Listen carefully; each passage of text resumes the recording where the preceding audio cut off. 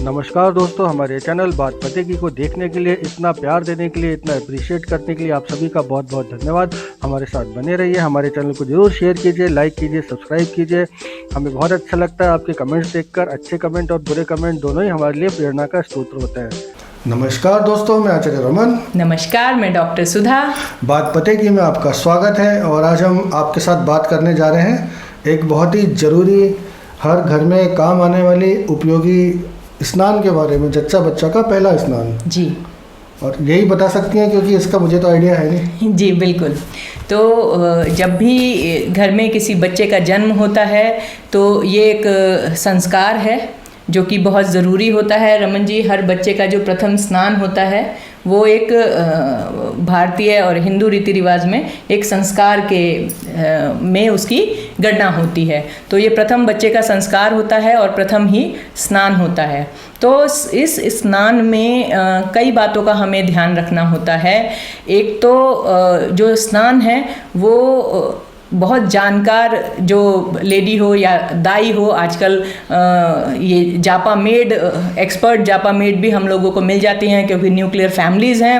जापा क्या होता है? जापा मतलब जो बच्चा पैदा होने के बाद के 40 दिन है ना, उनके लिए भी कुछ। जी, बच्चा पैदा होने के बाद के जो 40 दिन होते हैं उसको जापा भी कहते हैं। एक पीरियड है जिसको जापा कहा जाता है। तो वो जापा मेड भी आजकल आपको ऑनलाइन आप ढूंढते हैं, बहुत से लोग इस तरह की सर्विस भी आजकल दे रहे हैं। घर में दादी नानियों का अकाल आ चुका है, आधुनिक दुनिया चल रही है, घरों में दादी नानियों की कमी अब देखी ही जा रही है। तो जिनके पास दादी नानी हैं उनके लिए ये बहुत अच्छा मतलब फ़ायदे की बात है कि घर में कोई बुज़ुर्ग है जो कि बच्चे का पहला स्नान करा सके। नहीं तो आजकल जापा मेड आ रही हैं और वो जैसे जैसे उनकी जानकारी है, जैसे जैसे उनका अनुभव होता है उस तरह से वो कराती हैं। ये वीडियो हम इसलिए बना रहे हैं कि आप लोगों को भी ये जानकारी होनी चाहिए। अगर आप जापा मेड से भी स्नान करवा रहे हैं या खुद स्नान बच्चे को पहला करा रहे हैं तो किस किस चीज़ का ध्यान रखना है। भाई देखिए, सबसे अच्छी बात तो ये है कि घर में कोई बुजुर्ग हो, दादी नानी कोई हो। जी, होना बहुत अच्छी बात है। मैंने तो पहले ही कहा है, जिनके घर में है उनके लिए बहुत अच्छी बात है। लेकिन आजकल की औरतें तो देखो बस काम करने में लगी हैं और नौकरी पे चली जाती हैं, आदमी भी अपना नौकरी पे चले जाते हैं। आज की दुनिया की मांग है, ऐसा हम किसी भी चीज़ को हम बुरा नहीं कहते, लेकिन ठीक है, जैसी परिस्थिति है उसके हिसाब से आपको काम करना है और हमारा काम है आपको सही सलाह देना। तो बच्चे का जो पहला स्नान है उसमें जो पानी आप लेंगे उसमें नीम और अजवाइन, इसके साथ पानी को उबाला जाता है। पानी की तासीर को थोड़ा गर्म बनाने के लिए, और नीम जो है आपको भी पता है स्किन के लिए और हर चीज़ के लिए बहुत अच्छा होता है।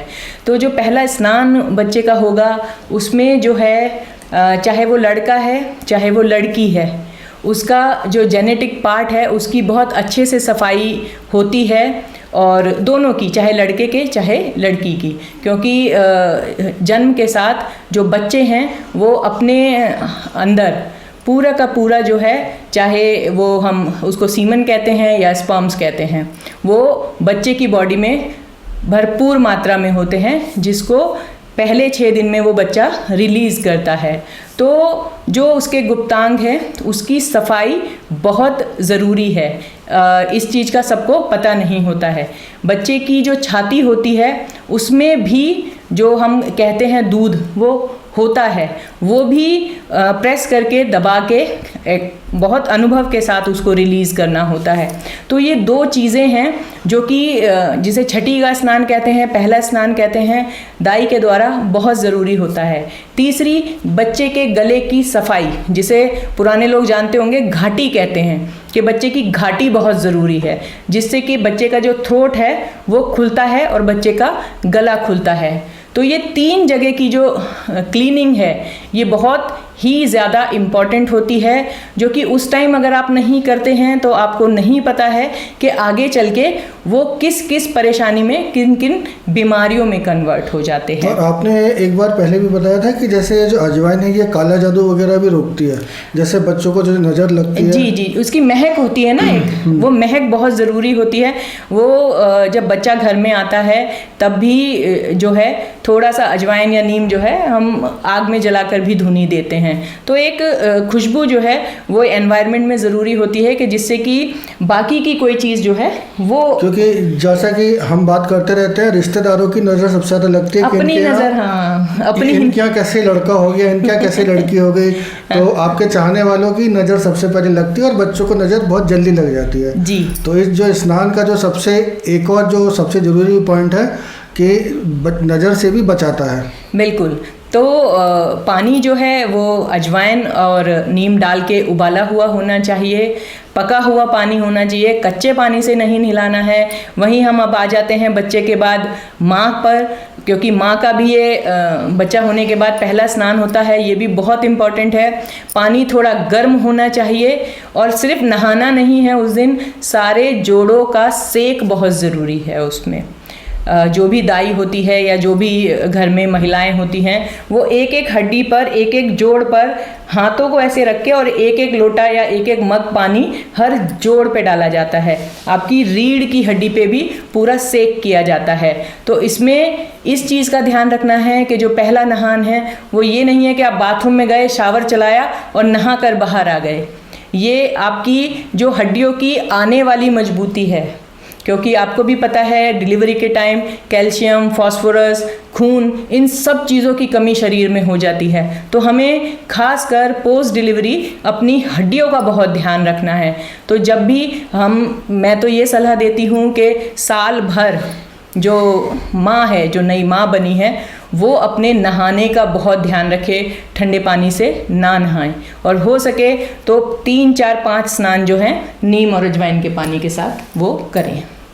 तो ये कितने दिन तक करना चाहिए? मतलब जैसे आज सपोज कीजिए कि आज डिलीवरी हुई जी, और तो छठे दिन पहला नहान होता है। छठे दिन पहला नहान, छठे दिन फिर अगला हम पंडित निकालते हैं। एक्चुअली 3 नहान होते हैं जो पंडित जी ही बताते हैं। पंडित तो हिंदू में करते हैं, मुसलमानों में क्या होता है? तो वो ऐसे कर लें, 5वें दिन कर लें, फिर 11वें दिन कर लें, फिर 1 हफ्ते बाद कर लें, इस तरह से। ऐसा तो नहीं है कि जुम्मे के जुम्मे नहाएंगे? नहीं नहीं नहीं, ऐसा बिल्कुल नहीं है। जुम्मे के जुम्मे नहीं नहाना है।